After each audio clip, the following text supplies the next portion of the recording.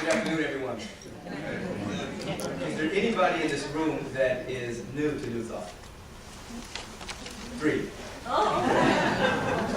So 5. So it's wonderful to speak to the choir again. Allow us to rejoice in the New Thought principles as a way of life, a way of being, a way of transforming ourselves as we continue to grow to be more, never less than our true self.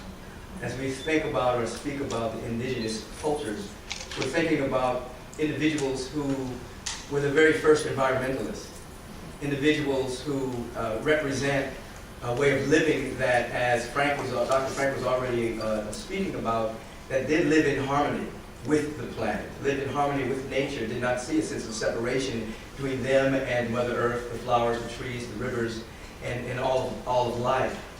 And so in terms of reconciliation, in terms of New Thought, we're speaking about shifting our perception to embrace the consciousness of the original caretakers and that particular mode of being in the world, and doing what is necessary within the highly industrialized thought to make a shift so that more than mere apologies are given, that there's really a shift, a radical shift in our awareness and then in our actions.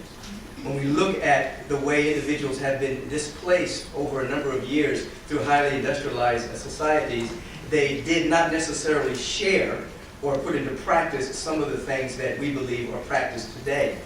We speak about unity and oneness, and we speak about being at one with each other, that there's no separation, that there really isn't another, that each and every individual that we see, whatever culture, whatever background, they are a dimension of our own life, so there's no separation.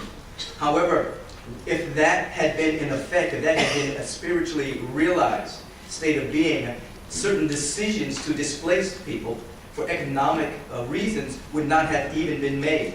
If we had said to ourselves, if these individuals were our family, would we be treating them in this way? If we were related to them, would we be treating them this way? So the New Thought principle of oneness and of unity, when actualized, informs our decisions as to how we treat each other, how we treat so-called indigenous beings on the planet. Another New Thought principle is the plenitude or abundance. And oftentimes thought of greed and moving people around emanates from a sense of scarcity, of lack, and of limitation. And we absolutely are aware that we live in a field of plenitude. We live in a field of zero-point energy. We live in a field where energy is constantly transmuting itself but never runs out. If in fact we had that as a spiritual realization and acted from that, then the greed and the total non-caring of other individuals would not inform our decision. We would operate from a level of creativity.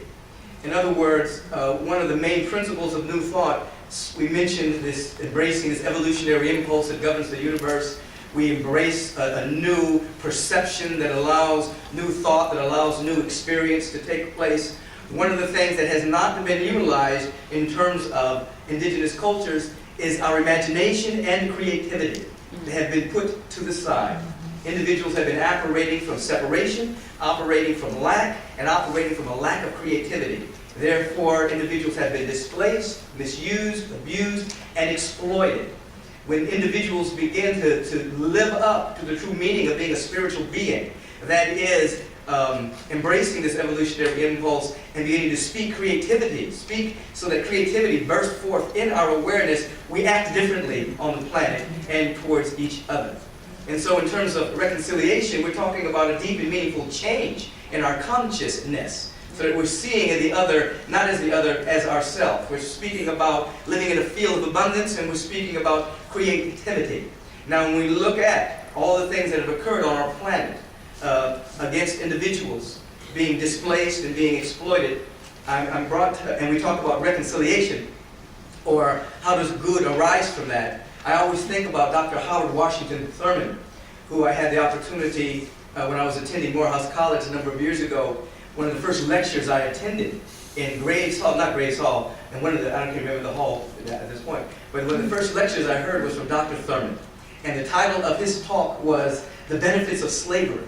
And being a young 17-year-old revolutionary, I was a little I wasn't really ready to listen to this type of lecture. And so me and my cohort sat in about the 5th row right in the middle so we could challenge this old man and what he was about to tell us about the benefits of slavery. And as he walked up to the platform and received a rather long introduction, and he began to speak, and his cadence was slow but very powerful. And there was a silence and there was a power emanating from his being that at that time I really didn't know what I was witnessing or feeling, but it engaged me. And he began to speak about the slave trade. And he began to speak about these Africans being stolen from Africa and spread out around the world, ending up in West Indies, ending up in the United States, England, Jamaica, etc. And he began to speak about the African mindset of being this whole brain mindset that thought from a very creative space.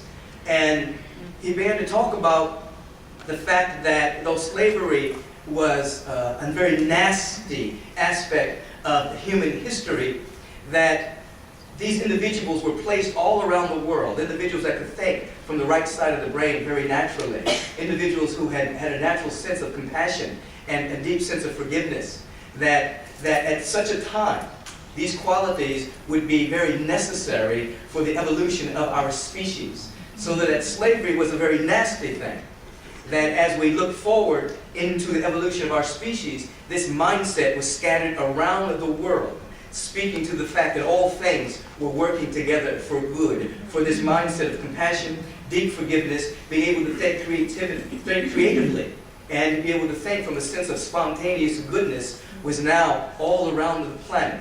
So as we, as New Thought, continue to do our spiritual mind treatment, our deep and abiding listening, seriously practicing these spiritual truths, we will mitigate the harm that has done on the planet for the indigenous cultures. We will make it into something good. Harvest the wonderful gifts and talents that were ready and already available through indigenous cultures, but allow that evolutionary impulse to spread it throughout the entire planet.